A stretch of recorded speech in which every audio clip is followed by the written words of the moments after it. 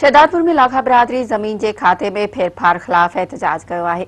कोटगहराम भाणीजो जी रहवासिन सदोरी इलाक़ो, ग़ुलाम कादिर इलाक़ो ऐं ॿियनि ऐसी शहदादपुर मुख़्तियारकारी तपेदार ख़िलाफ़ एहतजाज कयो।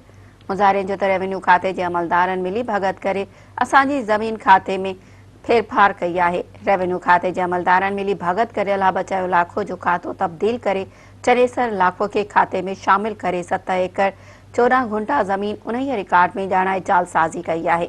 हुननि घुर कई त ज़मीन में जालसाज़ी कंदड़ रेवेन्यू खाते जे अमलदारनि ऐं चनेसर इलाक़ो ख़िलाफ़ कार्रवाई करे जाली खाता रद्द करे इंसाफ़ कयो वञे।